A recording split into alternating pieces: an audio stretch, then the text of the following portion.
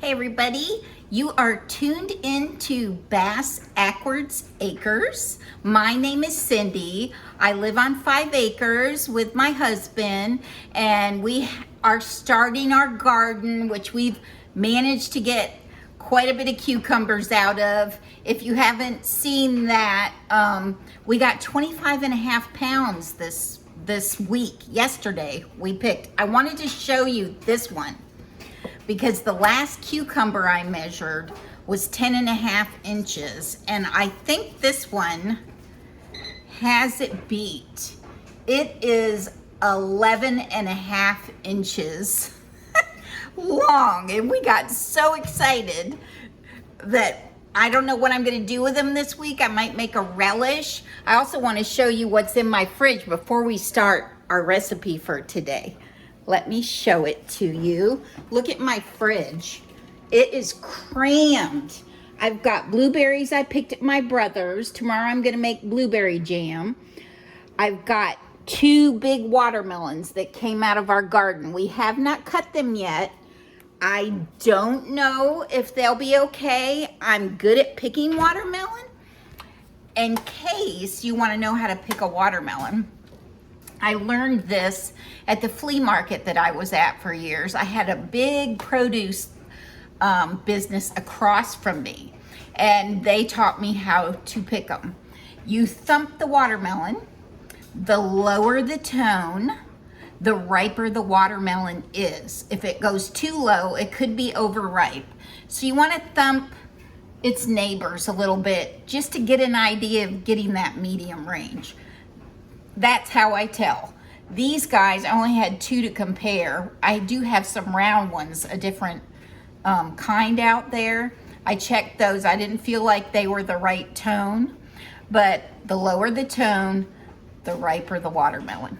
Anyway, so today, if you're like me, you love pot pie. I love chicken pot pie. We are going to make a keto recipe pot pie.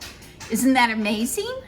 I do a lot of research. It's tough to find all these cool things, but I can't wait to taste it because I just feel like it's gonna be amazing. So right now I'm gonna work on the batter that's gonna make the crust over the chicken and veggies. So let's start here. I'm using an almond flour, and I'm gonna use 2 cups of almond flour, and I'm gonna put it in my mixer. Hopefully you can see me okay. 2 cups of almond flour, and then I'm gonna use 2 teaspoons of baking powder.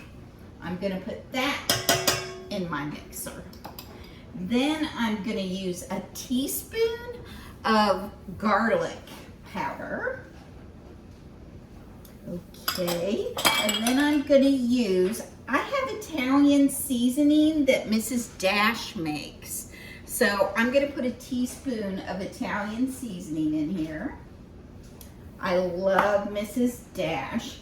Now I'm gonna need 4 eggs, so I'm gonna break 4 eggs into the batter. Set those over there for now. These are these lovely brown eggs that I get at Aldi's.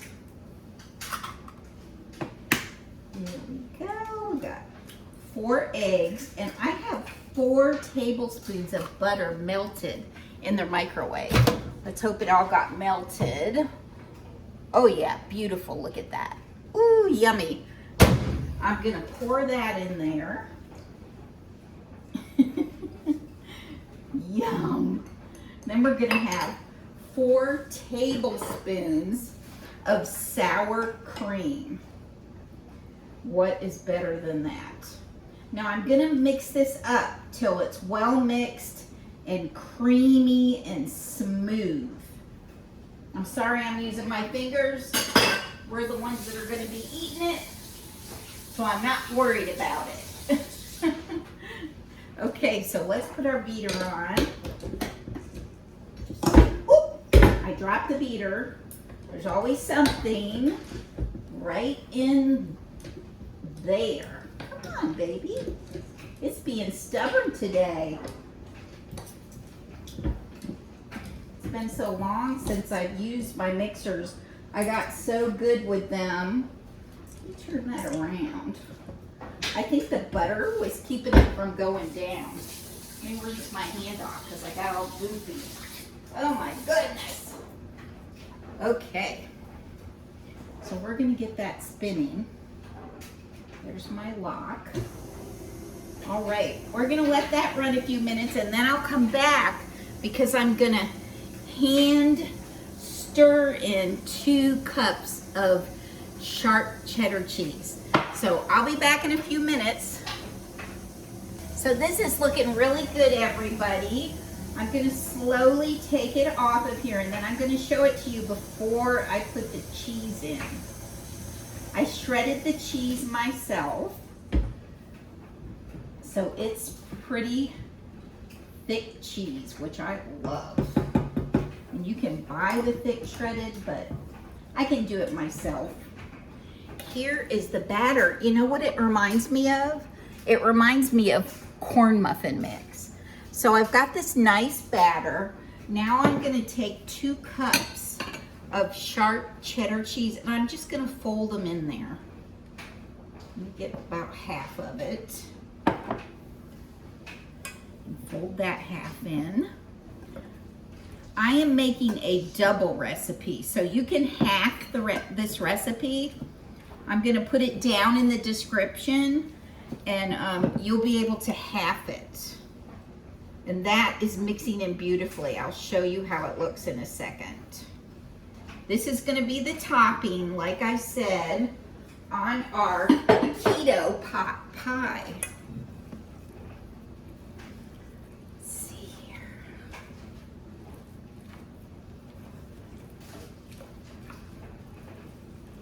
Very nice. That's gonna make a great topping. And we got the almond flour in there and a lot of seasoning. And here's how it looks. It's got the cheese in it. So right now, I'm just gonna set this aside and I'm gonna start on the next step. So I'll be back. Okay, everybody, I'm back. I've got my big fry pan here. I'm gonna put the butter, which is about 4 tablespoons. And I'm gonna put a little bit of olive oil. I will put the ingredients down in the description. Sorry about that pause there. I think I have car lag because we've been living out of our car for 2 weeks on the road. And this is my first day home. But I am very excited. So we're gonna let that melt in the pan. I'm gonna put it up on, you know, pretty high heat because I want it to get done fast. And then I'm gonna add 1 medium onion. I'm sorry if I can't remember the amounts. It will be down in the description. And then a cup of celery. And I left it sliced like a boomerang. I like it that way. So now I'm gonna let these cook a little bit until they get soft. And then I'll come back and I'll be adding the rest of the ingredients. I decided to use fresh green beans. You could use canned. So I'm gonna go ahead and put them in with the onions and the celery because I like mine cooked really well. So I'll be back when I add the rest of the stuff.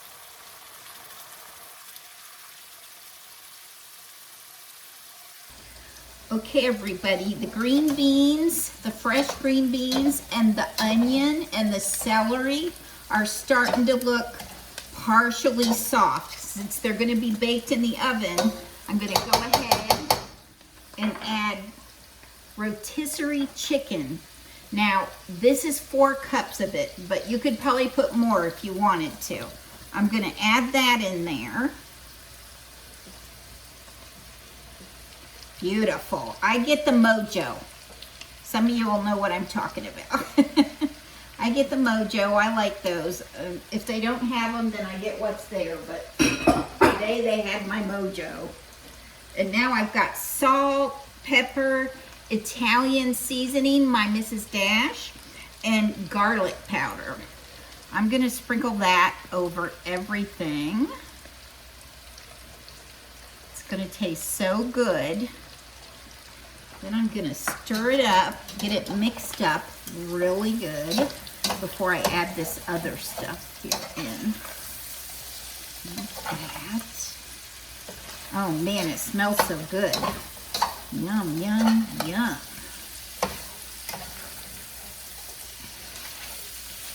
Beautiful. Okay, now I'm gonna add a cup of chicken broth.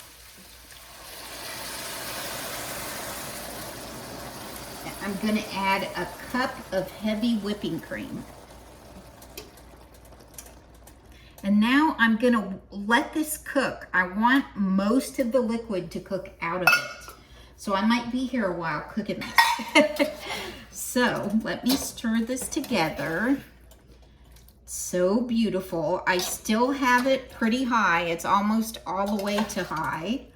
And I'm just gonna keep an eye on this, and I'll come back when it's ready to go in my pre-buttered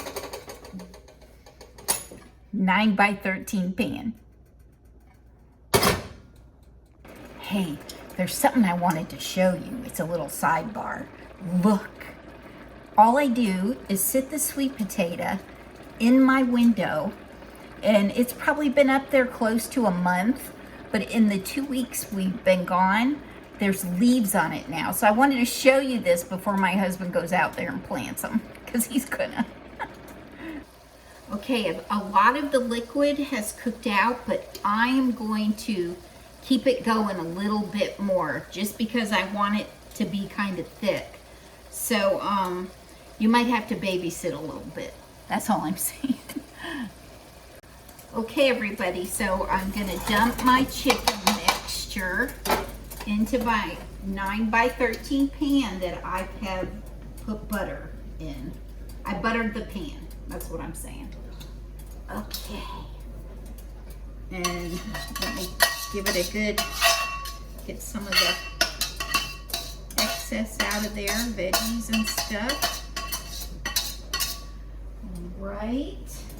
And as you can see, there's just a little bit of liquid left in there, not very much. So I'm gonna spread that out.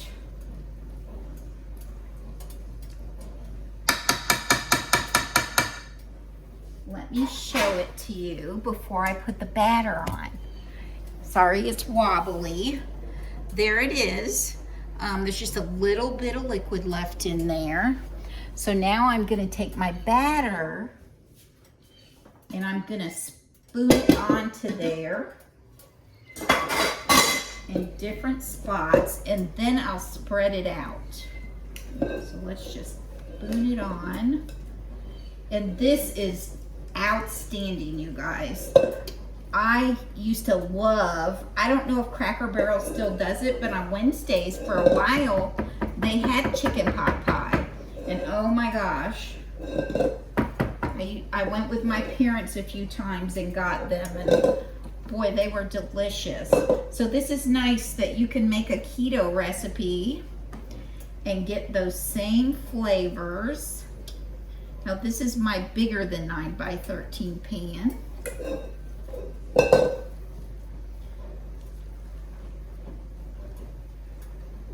Woo, don't spin around. Okay. We want to make sure we get this evenly spread, and then we'll get this in the oven. The oven is preheated to 400 degrees.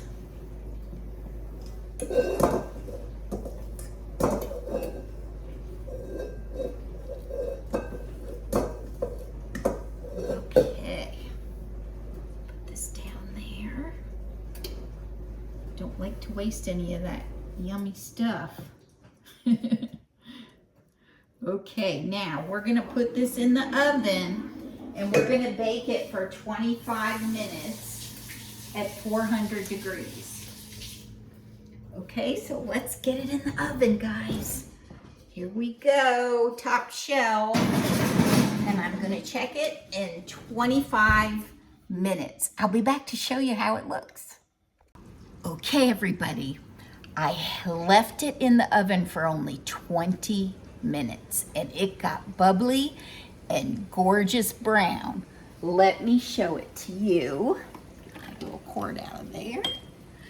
Isn't that a stunner? And it's hard to believe that that is low carb. So I'm gonna try to get a bite of it without burning myself. That'll be interesting. Let's see.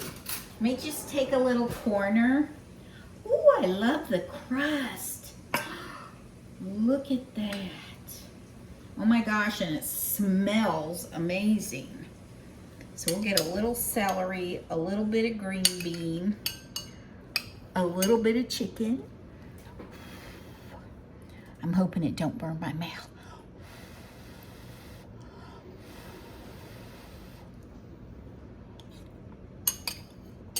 Oh.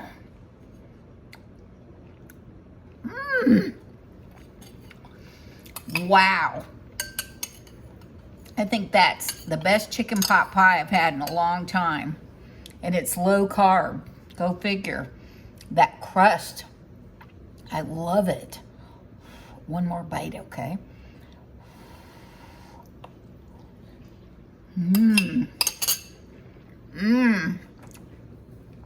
That's great, you guys.